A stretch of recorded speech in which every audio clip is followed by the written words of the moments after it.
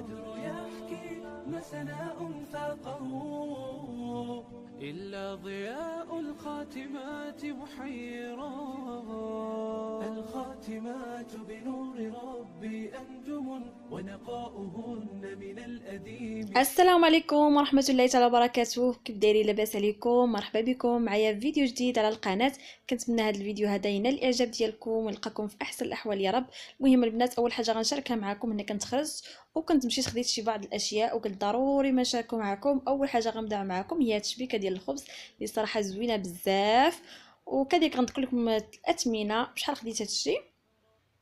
المهم البنات، بالنسبه لهاد التشبيكه هذه كما كتشوفوا صراحه زوينه في هذا اللوين هذا، يعني متيوله وصغيره. المهم خديتها ب 25 درهم، صراحه زوينه بزاف. المهم عندي واحد السيده غير هنايا عندها هادشي ديال الماعن كتبيعو. وخديت كذلك هاد زليلفات صغيورين كما كتشوفوا بالغلاقه ديالهم كما كتشوفوا، صراحه زوينين هادو، كينفعوا بحال ما هكا لاصوص. المهم ممكن دير فيهم كذلك زيت العود. المهم صغيورين كما كتشوفوا، خديت منهم هنايا 4. المهم انا غادي نحاول نوريهم لكم مزيان البنات.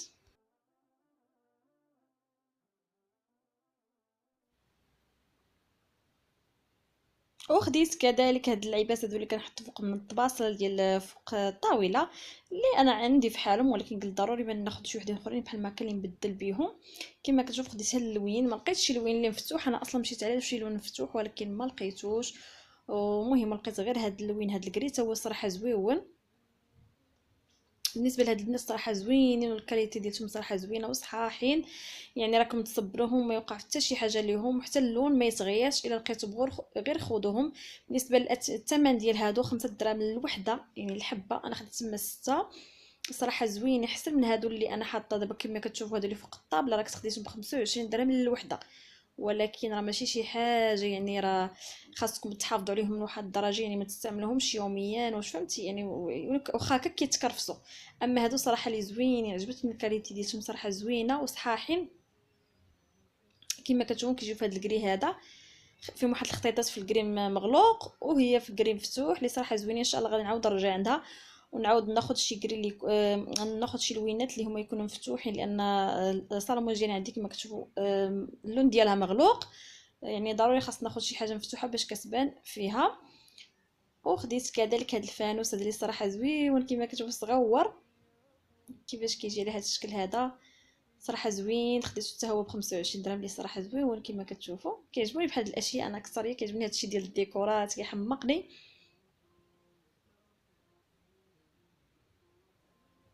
والصراحه البنات انا كنت مشيت غير على شي حاجه تقلال، ساعه صدقت كتمشي على حاجه كتلقاي جايبه حوايج اخرين والله. وخديت هاد البراد اللي شحال من مره كنقول غنمشي ناخذ لان من داك النوع اللي ما كنقتنعش باي براد، خاصني واحد البراد اللي يكون في الشكل ما يكونش يعني بحال البرارد، يكون مغاير عليهم. المهم خديت هذا الصراحه اللي هو زوين كما كتشوفوا. الانوكس ديالو الصراحه زوين وثقيل ثقيل. كتجي مع هاد الشوشه، نلصق ليه ديالو ونوريكم كيفاش كيجي، صراحه زوين. وفيه كذلك هاد بحال غلاقه، بحال ما كاين الا كنبقى اتاي تغطيه تغشي ليه هذيك بحال ما هكا. صراحه زوين الديكور ديالها جايه داك النقيشه بحال ما دايزه معها من التحت بواحد اللوين اللي هو مفتوح وكريم مفتوح، صراحه زويون. حتى الشكل ديالو والمنظر ديالو الصراحه عجبني. وخديت كذلك، المهم خديت هنا غير شي سرابات وفط. خديت عندها شي حاجه اللي زوين صراحه، هذه زوينه الكاليتي ديالهم زويونه ب 13 درهم حتى صراحه زوينين، ويعني تمسحي بهم بحال ما كتستعملي من الغبره. خديت كذلك فط. الفط خديتها للاستعمال اليومي، شي حاجه ديال كل نهار، يعني خديتهم خاص ب 400 المهم 20 22 درهم او 23 درهم الوحده، يعني استعمال اليومي وصافي. وكذلك خديت التريبسات ديال التسريبات ديال الخبز اللي كنقرصوا فوقهم الخبز اولا نغطيو بهم الخبز. صافي البنات، هادو هما المشتريات ديالي، قلت ضروري ما نشاركهم معكم. المهم بحال ما كتاخذوا افاده كما كتشوف، هادو هما المشتريات. المهم هنايا كنت حطيت قاديت هادشي مني درناها الكوتينيت، وكنت قاديت هادوك ديال الستريبسات مني درت عليهم كوتي دشنتهم كما كنقولوا. انا خاصني ضروري الحاجه نجرب نشوف كيفاش غتجي، اللي صراحه جاو زويونين. وهنايا شعلت هاد الفانوس هذا المهم كما كتشوفوا. والبدر يحكي ما سناء فاقه إلا ضياء الخاتمات محيرا.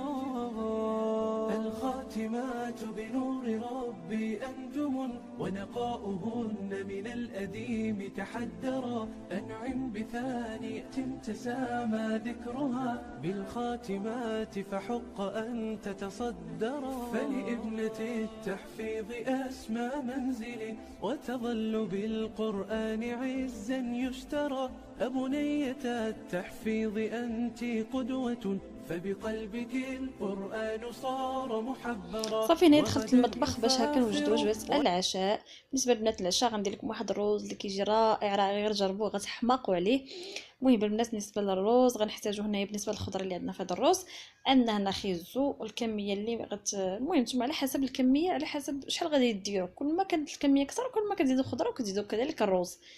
هنا عندي الروز مصر ديال مصر. المهم خذوا البنات الروز ديال مصر غسلته مزيان نقيته.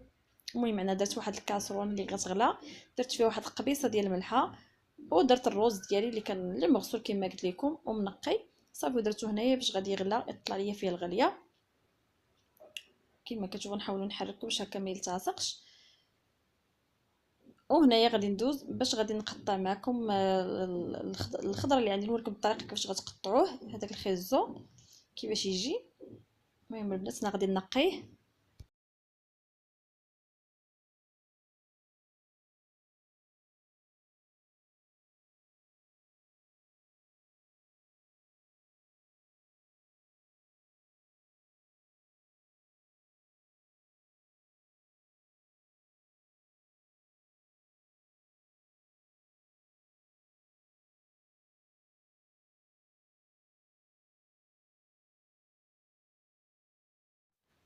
كما كتشوفوا تقطعوه مربعات صغيورين يعني ما تحيدوش الوسط قسموه على النص وكما كتشوفوا كيفاش كندير وقطعوه. المهم يكون صغيور لان راه ما غادي تطلعوا فيه لا سلقه ما غنسلقوه ما حتى شي حاجه. انا درته في واحد المقله اللي غادي نشحروا فيها. المهم حاولوا انكم تقطعوه رقيق باش هكاك غيطيب لكم غير بالزربه يعني ما غاديش ياخذ معكم بزاف ديال الوقت. غادي نزيد الزيت غندير واحد تقريبا واحد نص كاس ما كاملش ديال الزيت باش هكا غيتشحر فيه.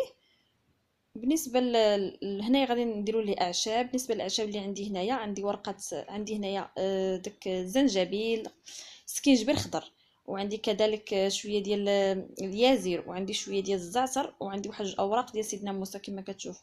غادي نزيدو هادشي كامل وغادي نحك هاد السكينجبير خضر نحكو في الحكاكه الرقيقه كما كتشوف. ما نحكوش كامل نحك تقريبا غير النص ديالو اولا اكثر. المهم نضيفو الصراحه كيجي زوين هو اصلا صحي. المهم انا حكيت وخليت غير واحد شويه اللي بقى ليا في يديا.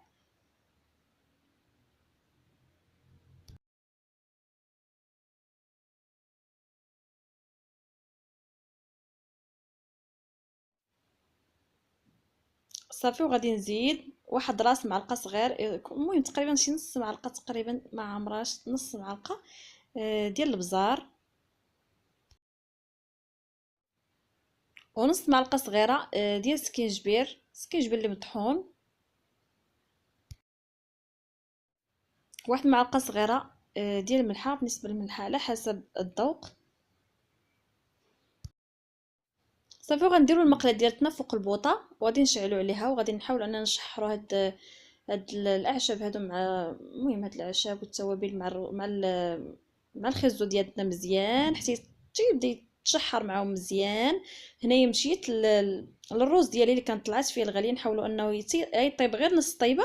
ناخذ البرمه والكسكاس ونخويوه فيه كما كتشوفوا على الشكل هذا باش هكا هذاك الروز لانه كيتعجن. الا ما درتوش هاد الطريقه غادي يتعجن لكم ويجيكم ملصق وما غاديش يعجبكم ما غاديش يعجبكم. الا بغيتو تجي حبه على اختها ديروا هاد الطريقه هذه وغادي تصدق معكم وغادي يعجبكم وغادي يجيكم زوين. كما قلت لكم يطيب يتسلق نص سلقه صافي ونديرو في برمه وكسكاس نخويو بالماء ديالو بكلشي في الكسكاس وغادي يهبط لك الماء لتحت هو اللي غادي يعاود يفور فيه. اطلع فيه التفويره باش هكا غادي يجي ناشف ويجي حبه ما ملاصقاش مع اختها يعني يجي داير محلول. صافي نخليه يتفور تما. صافي ملي يبدا يطيب نطفي عليه ما طيبوش بزاف ما تفوروش بزاف. صافي نطفي عليه ونخليه نحيدو فوق البرمه ونحطو فشي بلاصه نخليه حتى يقطر مزيان. بالنسبه للخيزو ديالها هو هنا تشحر، غادي نضيف ليه واحد نصف كاس ديال الماء، نص كاس ديال الماء راه تشحر مزيان، والتوابل والزيت ضفنا نص كاس ديال الماء كما كتشوفوا. غادي نخليه يطيب فيه.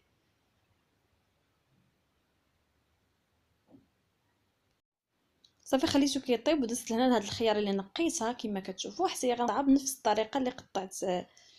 المهم اللي قطعت الخيزو، غير هي غنقطعها طروفه شويه كبار لانه الخيار بالزربه كيطيب. المهم كاين اللي غتجي في شكل ان الخيار في سميتو مع الروز طيب، ولكن صراحه كيجي زوين بزاف بزاف. غير جربوه ما غاديش تندموا عليه نهائي، اللي كيجي صراحه غزال، كيجي المذاق ديالو صراحه زوين فهاد الاكله هادي.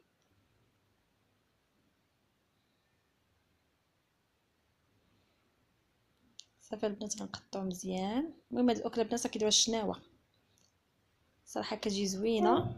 صافي دابا غندي نزيد هذاك الخيار على داك الروز. صافي غادي نخليه حتى يتشحر معاه.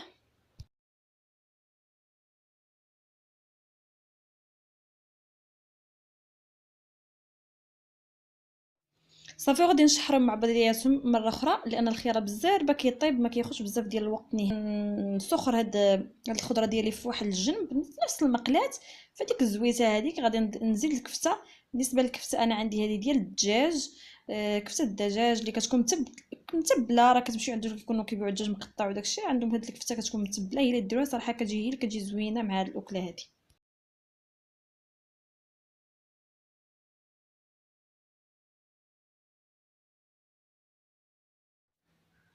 صافي ونبقى نشحر فيها حتى كطيب. راه كتاخذش هي بزاف ديال الوقت، لان الكفته ديال صدر الدجاج راه بالزربه كطيب.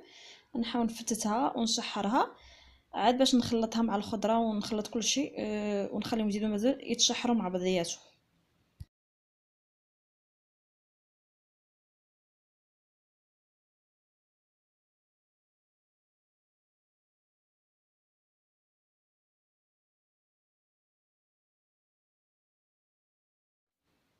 صافي هنايا المكونات تشربوا ليا كما كتشوفوا، يعني نشف ليا مزيان هادشي وتشحر مزيان.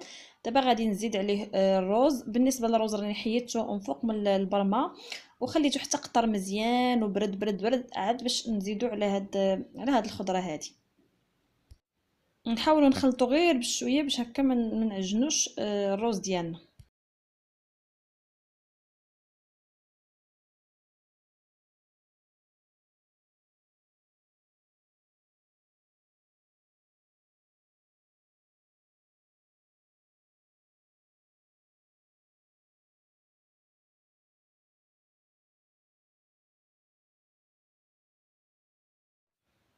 صافي طيبت الروز وخليته غطيته، دزت هنا باش غادي نقي هادشي لان طاح ليا الروز تفرتيت. المهم غادي نحاول نقي هادشي، نقي هاد الاماكن كلها. بالنسبه لبنات العشاء راني طيبته بكري وخليته باش هكا ملي يوصل وقت العشاء نلقاه موجود باش اننا نمشي نرتاح واحد شويه. هنايا غادي ندوز باش نشارك معكم. كنت جبت معايا مني خرج جبت معايا الزيتون.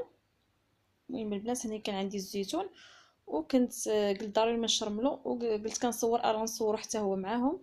المهم بالنسبه للزيتون كيفاش كنشرملو، كناخذ الزيتون غسلته ياك وخليته حتى قطر مزيان ونشف من الماء، ما تخليوش فيه الماء نهائي، نخليه حتى ينشف. صافي وغادي نزيدو عليه واحد المعلقه عامره مزيان ديال الزعتر اللي غنحكو، واحد نص معلقه صغيره ديال الكمون.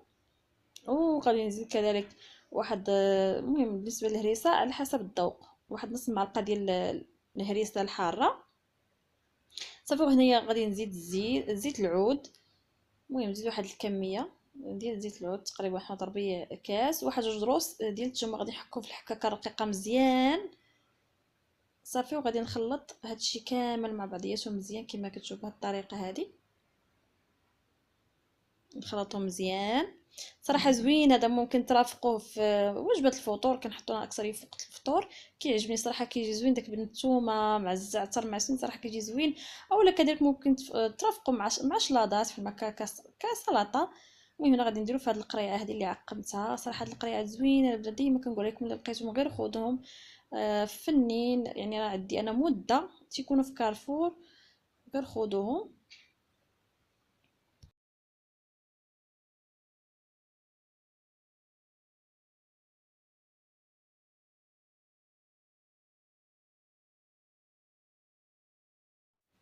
صافي غنسدها مزيان وكنحتفظ بها في الثلاجه. الوقيته اللي بغيتو راني كنجبدو، يعني كيدوز معايا مده اسبوعين حتى ل3 اسابيع، راه ما كيوقع لي حتى شي حاجه نهائيا. يعني نجيب واحد الكميه وقادوها. والبدر يحكي ما سناء فاقه إلا ضياء الخاتمات محيرا. الخاتمات بنور ربي أنجم ونقاؤهن من الأديم تحدرا. وكان هذا هو عشانا. اللهم اديمها نعمه واحفظها من الزوال يا رب. كما كتشوفوا هذا الرز كيجي صراحه زوين وبزاف كيوجد معنا، كميه كياخذش معنا بزاف ديال الوقت، ومكوناته بساط ومتواجدين في اي بيت. كما كتشوفوا راه كيجي حبه على ختين، راه ما كيجيش ملصق ولا شي حاجه، صراحه كيجي زوين ولذيذ لذيذ لذيذ، واحد اللذه غزاله. غير جربوه ان شاء الله وغتفكروني وغترجعوا غتكتبوا لي كومونتير غتقول لي كيف جاكم، لان الصراحه كيجي غزال وكيجي لذيذ، يعني مغاير على داك الرز اللي كديروا. صراحه كيجي فن راه ماشي كنشكر لكم راسي ولا شي حاجه، ولكن كثرت ما عجبني انا كنشكروا لكم نتوما كذلك، باش نتوما تجربوا ويعجبكم ويعجب وليداتكم ويولي عندكم معتمد، لان شي حاجه اللي ساهله وبزاف كتوجد معنا. هنا رافقته مع كنت رافقته مع الفريت، خلطت بشويه ديال الفريت. هنايا عندي مايونيز وكيتشوب شويه ديال الزيت اللي كتصايبت معاكم. المهم شاركت معكم حتى الزليفات كيفاش رافقتهم. وهنا الفيديو ديالنا كيوصل للاخير. كنتمنى هادشي اللي شاركت معكم اليوم في هذا الفيديو هذا ينال الاعجاب ديالكم. وكنقول لاي وحده اول مره صدفات القناه، اشتركي في القناه، ضغطي على الزر الاحمر وفعلي الجرس باش دائما يوصلك الجديد ديالي، وديروا لي لايك الفيديو باش هكا يطلع عند ناس اخرين ويستافدوا من ناس اخرين. وكنقول لكم الى فيديو قادم ان شاء الله. السلام عليكم.